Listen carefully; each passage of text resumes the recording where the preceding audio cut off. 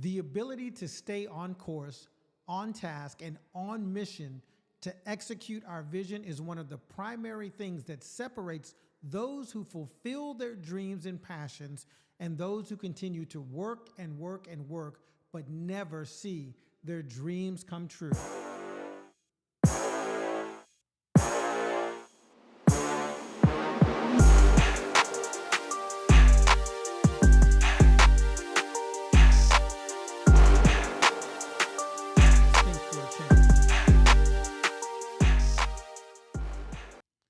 Today, I would like to talk to you about maintaining your vision, specifically when it comes to your business endeavors. In the past, I used to give a talk, and in that talk, I would read a passage from a book called Full Steam Ahead. The book starts out with a funeral, and the eulogy is being given by the daughter of the man who has passed away. As she reads the eulogy, she characterizes her father in a very descriptive, detailed, and even humorous way. After the funeral, her aunt comes up to her with tears in her eyes, and she tells her that you did an amazing job of encapsulating your father's life in that eulogy. The daughter thanks her and hugs her, and then she says, "I didn't write it." And then she goes on to explain that she believes that actually her father wrote it, that she found it in the desk after he had passed away. After some thought, the sister confirms that he did write it, and she remembers when he wrote it. He'd written it early on in life, and it wasn't something that he'd penned when he was sick or near death or expecting to die. He'd written it years before, in the prime of his life when he started his family. I would share this, and in the process, I would encourage people to go home and write their own eulogy and go ahead and determine what's going to be said at that day. And the reason for that was to say that you can create the vision for your life and then execute that vision throughout your life. And I used to love sharing that and seeing the impact. But recently I was thinking about this and thinking about the value of that. But also I decided that there's something else we can add now to that needs to be added, can be added as it pertains to vision planning, especially for those of us who are carving our own path in entrepreneurship. We have something that we didn't have back then, and I think it adds some additional and relevant value. It's a source of information that people go to consistently. I know I've used it quite a bit, and that's called Wikipedia. Now, Wikipedia is different because it can be updated consistently, kind of, more in real time.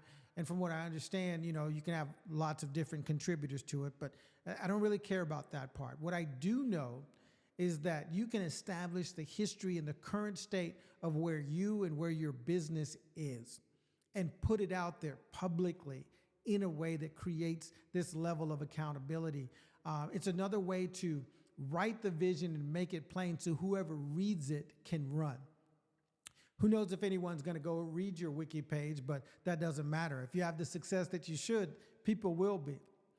Another great example of why something like this can be so powerful is someone that both my son and I were introduced to at about the same time, but in completely different ways. My son's 10 years old. I'm 54.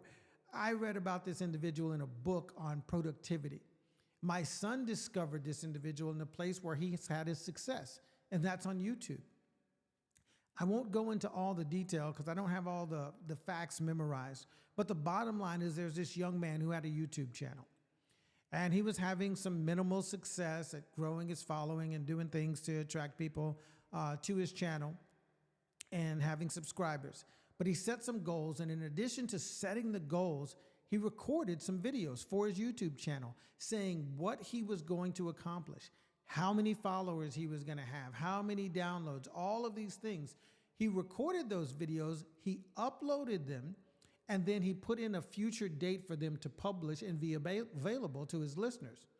And in those videos, he didn't know whether he would actually reach those goals, but he was saying today is so-and-so day, December 1st, and I have 100,000 followers or however many followers. And if he didn't hit those goals, he would look like a fool to the people that were watching his videos. And he knew that, and that's why he did it. Well, he set some outlandish goals. He put some big numbers on there. And this is a young guy. He wasn't even an adult yet. And guess what? He blew every single one of those goals away. And I think each goal, as he got closer, he blew it way by further than he did the other. That guy's name is Mr. Beast. That's his moniker. And you can find him not only on YouTube, but now you can find him in grocery stores with energy drinks and candy and all types of stuff. You can also find him on the internet giving away millions of dollars of gifts and electronics and things like that, kids for Christmas in other countries. And he did all of this by making himself accountable, by putting those videos out on his YouTube channel and giving himself the goal to shoot for.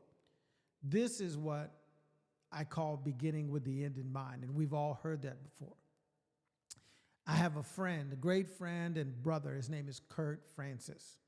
Kurt and I have been friends for more than 20 years, and he lives out in California, and there's so many things about him that I admire and that inspire me. And in so many ways, he challenges me without even thinking about it. It's just the way that he lives. If you know him, you're going to be challenged and inspired. One of the things that he does that I think is amazing is that several years ago, he wrote his business plan for his real estate company. Every morning he gets up and he reads his business plan from front to back. Now, this is a business plan that he wrote. He developed it. And it's not one of those, one-page business plans. It's a full-on business plan for his company. And I just thought, man, this is such a brilliant way to avoid distractions and keep you focused on both the goal and the process. It's like stepping on that scale every morning to measure where you are in relationship to your health goals. In my life, I've been able to be very good at a lot of things and even great at some things. For me, this can be a tremendous asset or a crippling liability. Often for me, it starts as an asset, especially when you're building and you have to wear a lot of hats.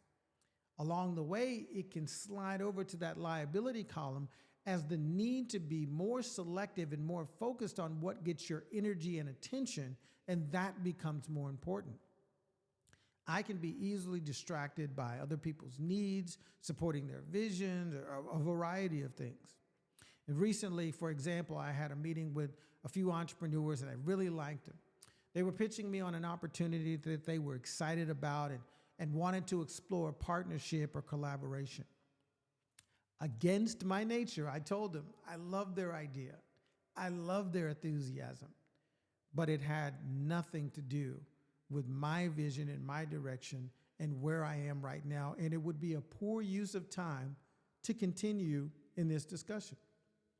This had nothing to do with what they had to offer, but everything to do with me being true to my vision and purpose.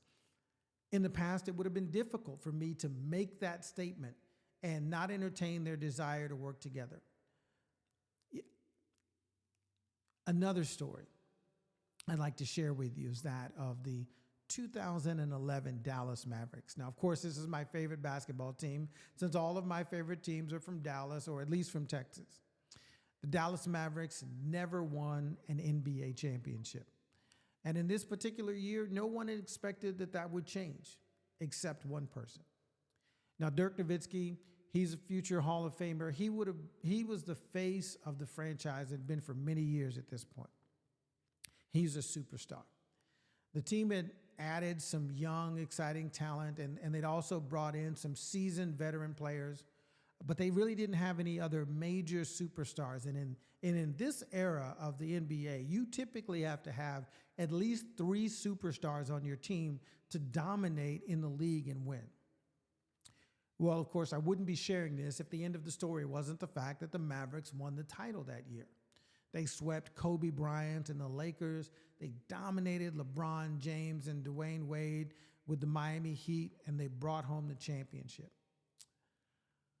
One little known fact about that year is that one of the veteran role players by the name of Jason Terry, he played with the Mavericks previously and had gone away and had come back and was playing with the team again.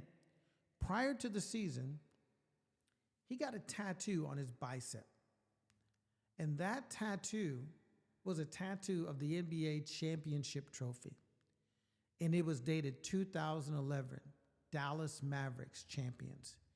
He did that before the season started. Now, unlike Wikipedia, which you can go back and edit, tattoos are pretty permanent unless you want to go through the pain and the cost of tattoo removal. That's the level of commitment we need towards our own success. That's what we should be shooting for. Like Jason Terry, like Mr. Beast, if we can find ways to make ourselves accountable in a way that means something to us, if we can find what those are, we should make that a priority so that we work towards those goals, and it helps us to avoid those distractions and getting pulled away from something else, and it increases our effectiveness. From the beginning, my message is this: begin with the end in mind. Create that pressure, create that accountability, not just to make you work hard, but to keep you focused on the goal and vigilant towards the distractions, the false finish lines, and the other shiny objects that will take you off course and delay or derail your epic success. I'm Herschel Metcalf, and we are thinking for a change. Now let's go out and be epic. Do some great things. We'll see you soon.